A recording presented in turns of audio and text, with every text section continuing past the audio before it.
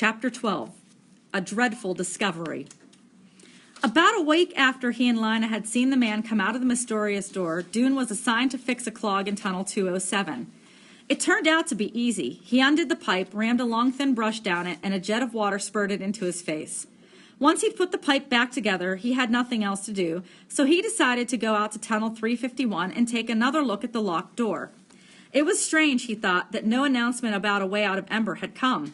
Maybe that door had not been what they thought it was. So he set out for the south end of the pipeworks.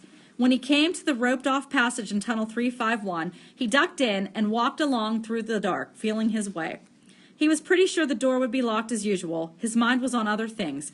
He was thinking of his green worm, which had been behaving oddly, refusing to eat and hanging from the side of its box with its chin tucked in.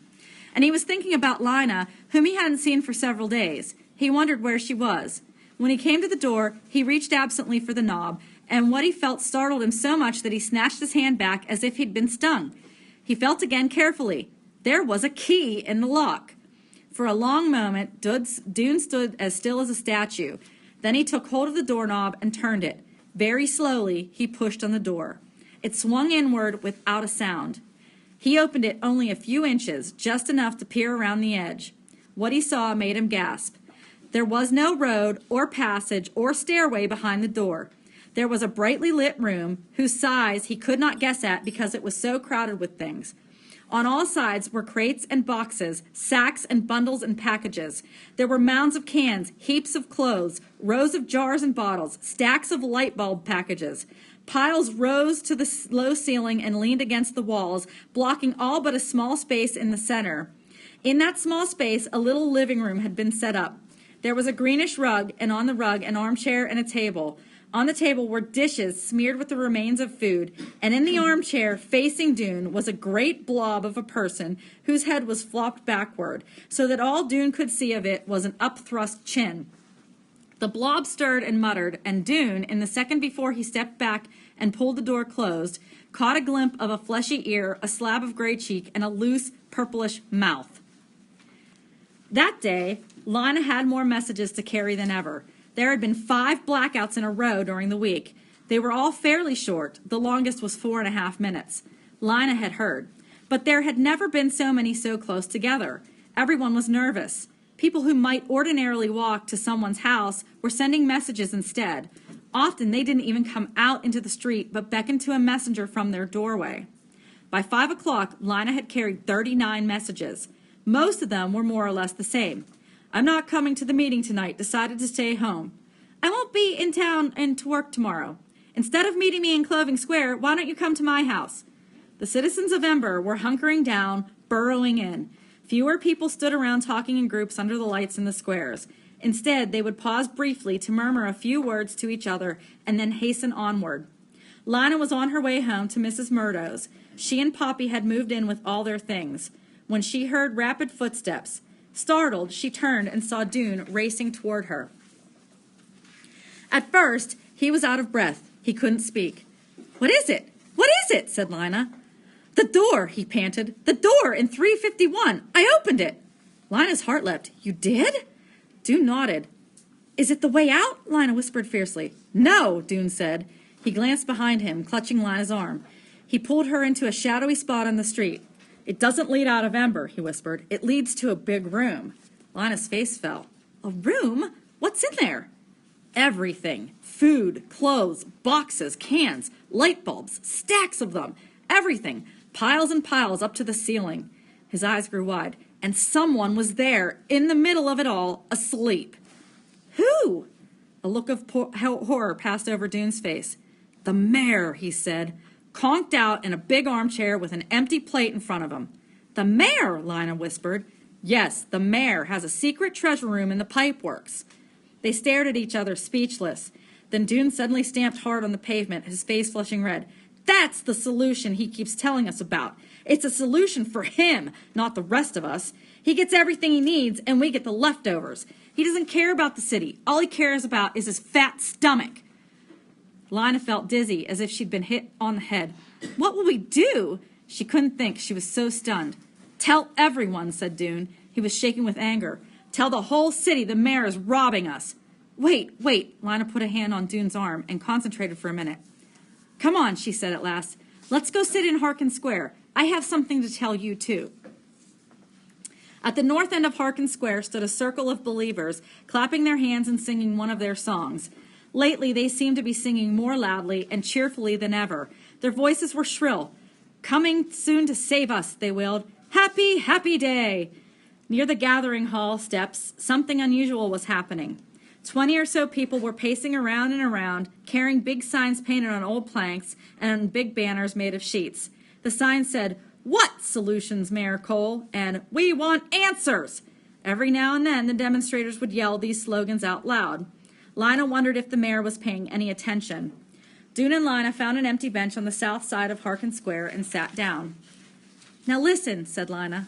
"I am listening," said Dune, though his face was still red and the look on his face was stormy. "I saw Lizzie coming out of the storerooms yesterday," Lina said. She told him about the cans and Lizzie's new friend Looper and what Looper was doing.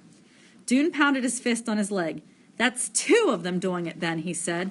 "Wait, there's more. Remember how I thought there was something familiar about the man who came out of the door? I remembered what it was. It was the way he walked, sort of dipping over sideways, and also that hair, that black hair all unbrushed and sticking out. I've seen him twice. I don't know why I didn't remember who it was right away. Maybe because I've only seen him from the front. I took a message for him on my first day." Dune was jiggling with impatience. "Well, who was it? Who was it?" "It was Looper. Looper, who works in the storerooms. Lizzie's boyfriend. And Dune," Lina leaned forward, "it was a message to the mayor that he gave me. And it was this. Delivery at 8. Dune's mouth dropped open. "So that means he's taking things from the storeroom for the mayor, and he's giving some to Lizzie and selling some in his store." "Oh," cried Dune. He slapped his hand against his head. "Why didn't I get it before? There's a hatch in the ceiling near Tunnel 351. It must go right up into the storerooms. Looper comes through there. That's what we heard that day, remember? A sort of scraping. That would have been the hatch opening. Then a thud, his sack of stuff dropping through, and then a sound like someone jumping down and landing hard on the ground. And then walking slowly, because he was carrying a load. And walking quickly on the way out because he'd left it all for the mayor." Lina took a deep breath. Her heart was drumming and her hands were cold. "We have to think what to do," she said.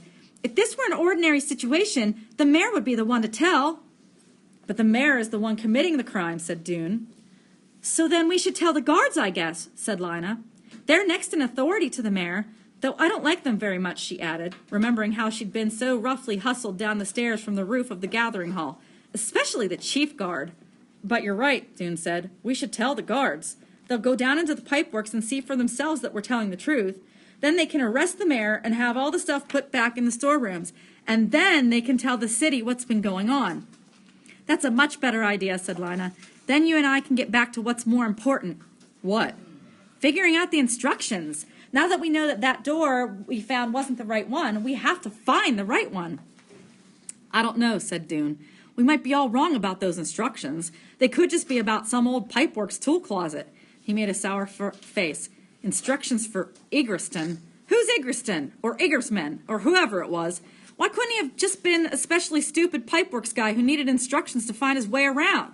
He shook his head. "I don't know. I think maybe all those instructions are just hogwash." "Hogwash? What's that?" "It means nonsense. I read it in a book in the library." "But they can't be nonsense. Why would they have been kept in a box like that with the strange lock?" But Dune didn't want to think about the instructions right now. "We'll figure it out tomorrow," he said. "Right now, let's go find the guards." "Wait," said Lina, catching hold of his sleeve of his jacket. "I have one more thing to tell you." "What?" "My grandmother died." "Oh," Dune's face fell. "That's so sad," he said. "I'm sorry." His sympathy made tears spring to Lina's eyes. Dune looked startled for a moment, and then he took a step toward her and wrapped his arms around her. He gave her a squeeze so quick and tight that it made her cough, and then it made her laugh. She realized all at once that Dune, thin, dark-eyed Dune with his troublesome temper and his terrible brown jacket and his good heart, was the person that she knew better than anyone now. He was her best friend. "Thanks," she said. "Well," she smiled at him, "let's go and talk to the guard." They crossed the square and climbed the steps of the gathering hall. Sitting at the big reception desk outside the door of the mayor's office was the assistant guard, Barton Snowd, the same one Lina had encountered her first time here. Snowd looked bored. His elbows were on the desk and his chin was moving very slowly from side to side. "Sir," said Dune, "we need to speak with you." The guard looked up. Certainly, he said. Go right ahead. In private, said Lina. The guard looked puzzled. His small eyes darted back and forth. This is private, he said. No one here but me. But anyone could come along, said Dune. What we have to say is secret and very important. Very important, said Snow. Secret? His face brightened. Grunting, he raised himself up from his chair and motioned them into a narrow hallway off to the side of the main hall. What is it? He said.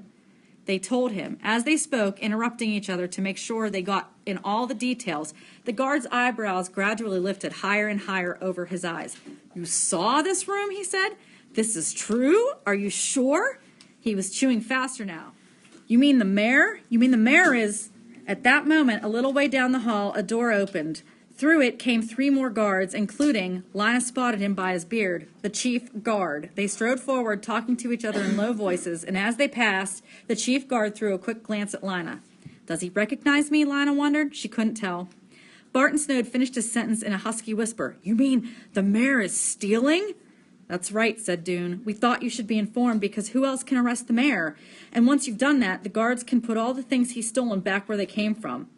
And then tell the city that a new mayor has to be found, added Lina. Barton Snow leaned heavily against the wall and rubbed a hand over his chin. He seemed to be thinking.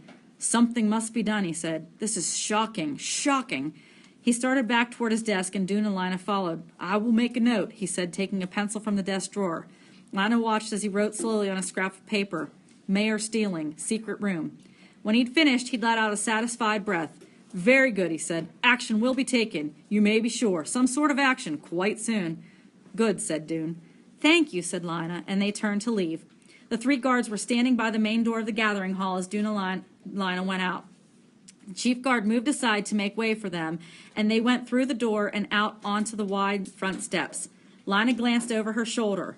Before the door swung closed, she saw the chief guard striding toward the reception desk where Barton Snow was standing up, leaning forward, his eyes shining with important news.